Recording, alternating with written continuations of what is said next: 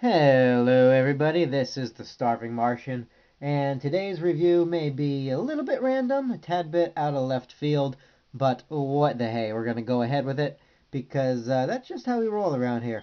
So this is Hanna Dundee, a character from Cadillacs and Dinosaurs, a franchise which I am not terribly familiar with. I do know that it started off as a comic book, and eventually became a TV show, cartoon, got its own video game adaptation back in the day, but I've never read it, never seen it, never played it. But I think the concept's kind of interesting. Dinosaurs in the future, that's pretty cool. Um, and I think some of the figures that came out in the line are pretty neat as well. And this is actually one of my favorites for a couple of reasons that we'll get into in just a second here. This is Hanna Dundee, as I said.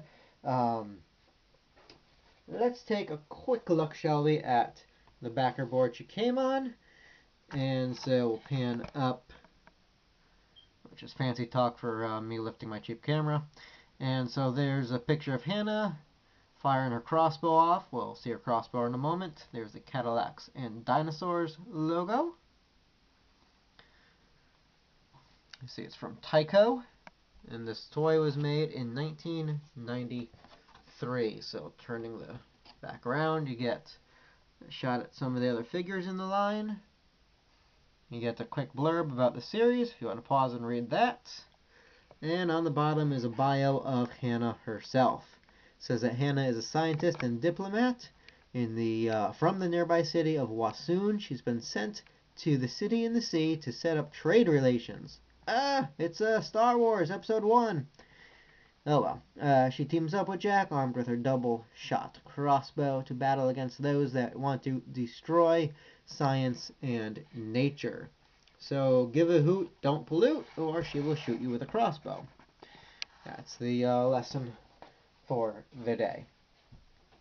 Now, as I said, I like this figure for a couple of reasons, and one of them is that she's actually, believe it or not, a official canon character in the Mars Attacks universe. Anyone who's followed my channel knows that I am a huge Mars Attacks aficionado, and so Hanna Dundee here actually appears in one card in the Mars Attacks Archives card series. This is card number 93. Weird, 93 keeps popping up. There you have it. There's our girl Hanna, blasting some hapless Martian through the cranium, while UFOs and pterodactyls fly around in the background. She's zooming around in Jack's flying Cadillac that he's got there. So clearly she's traded in her Chevy for a Cadillac. Yeah, I had to do that. And one thing I noticed about her picture here is that she's got her hair all free and flowing. All the pictures I've seen of her tend to depict her like that, and it's kind of a shame that the figure doesn't. She's got her hair tied up in a neat bun in the back, but it is what it is. At least they got her midriff right. And this is her in the card. It's not just some look-alike character. The back of the card actually reads, when worlds collide, Hanna Dundee blasts an aggressive Martian invader in this dynamic Mark Schultz illustration. So there you have it. Some weird splinter universe. Hanna Dundee is fighting dinosaurs and Martians in some bizarre future dystopia. So that's pretty cool. Her crossbow I mentioned. This is it. It's a double-barreled crossbow. It does only shoot one at a time. This top piece here has a spring gimmick. This is just storage for your extra crossbow bolt that it comes with. And the crossbow fires rather well. Let's move Hanna out and bring in our traditional victim. This is Pit Stop, the crash test dummy. And this is who we generally shoot our missiles at. So there's a red bit here. That's the trigger. Pull it back to fire. There we go. It's like a first-person shooting Crash This Dummy Killing Simulator, so let's see how my aim is. Terrible. But that's why we have multiple bits of ammo here. Let's move in a little closer. Some call it cheating. I call it getting this video finished. There we go. So as you can see, it fires with great speed and force, and if you have any level of skill, great accuracy. Alright, we've looked at a few figures recently whose spring-loaded gimmicks have not held up, so it's nice to see that hers has. And she holds a crossbow very well, as you see. And when she's holding the crossbow, she's going to tilt her back just a little bit, and she'll stand perfectly fine. So let's look at some of the details on this figure. There's the face. They did a pretty good job on the sculpt. She's got one pocket thing going there. She's got a gun holster. No guns, sadly. And she stands reasonably well, which is a minor miracle in itself. A lot of action figures in the day, especially the female ones, could not stand on their own. I remember having a Catwoman figure from Batman Returns, and that thing just enjoyed falling on its face.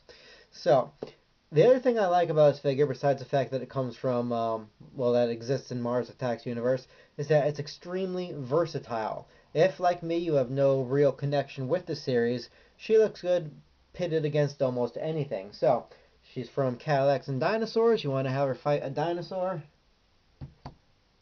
Boom. She's fighting a dinosaur. Awesome. You don't want to have her fighting a dinosaur? That's fine too. There. She's fighting an alien. That works. That works well.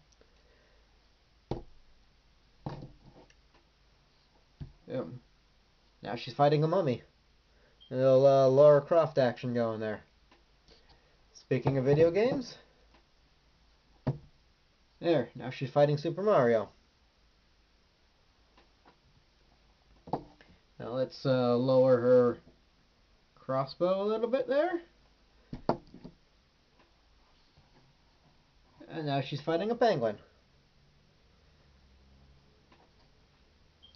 You can have her fight anything you want. Here. There she is battling Cerberus.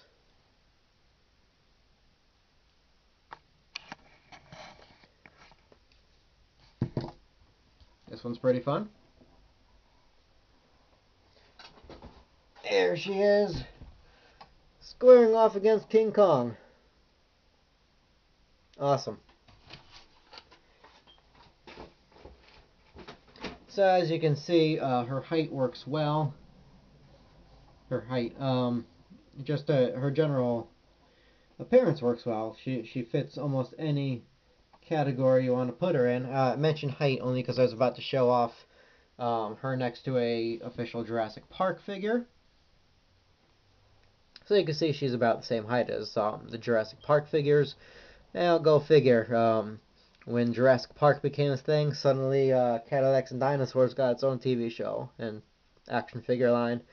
Coincidence or something more? You be the judge.